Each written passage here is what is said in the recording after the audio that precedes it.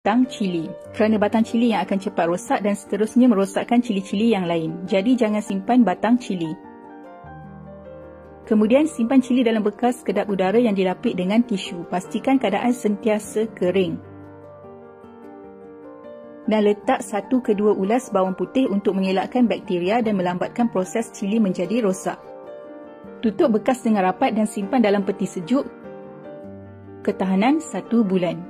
Kedua, tomato. Seeloknya beli tomato yang masih muda untuk tahan lebih lama. Kalau masih ada tangkai, jangan buang tangkai sebab ia melambatkan proses tomato menjadi busuk. Terbalikkan tomato untuk melambatkan proses oksidasi dan tutup bekas dengan rapat. Simpan dalam peti sejuk, ketahanan 2 minggu.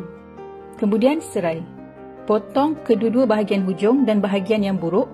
Lepas tu letak dalam bekas kedap udara dan rendam dengan air. Pastikan gunakan air yang ditapis. Cara yang sama juga sesuai untuk carrot, halia, lengkuas dan kunyit hidup.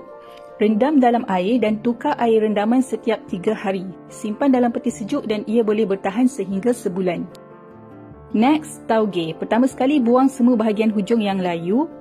Lepas tu simpan tauge dalam bekas kedap udara dan rendam tauge bersama asam keping. Ia akan membantu tauge kekal rangup.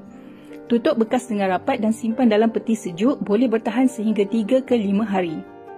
Bawang besar, bawang merah dan bawang putih hanya perlu diletakkan dalam bekas berjaring dan terbuka. Simpan di tempat yang kering dan gelap. Jangan simpan dalam peti sejuk. Boleh bertahan sehingga 1 ke 2 bulan. Untuk bawang Holland pula, caranya berbeza sekali. Bawang Holland harus disimpan dalam bekas kedap udara ataupun ziplock bag dan tutup dengan rapat dan disimpan di dalam peti sejuk.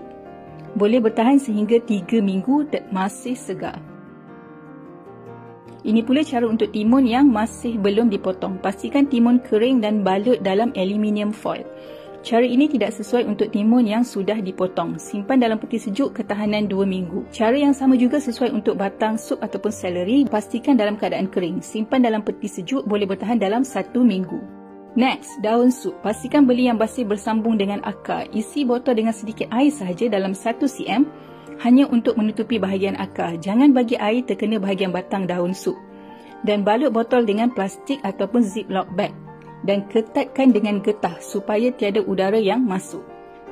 Simpan dalam peti sejuk. Cara yang sama juga sesuai untuk daun bawang dan daun ketumbar. Boleh bertahan selama 1 ke 2 minggu di dalam peti sejuk. Cara kedua untuk daun bawang ialah dengan potong bahagian akar dan hujung atas. Kemudian buang bahagian daun yang sudah kuning. Dan balut dalam tisu ataupun kain yang dibasahkan.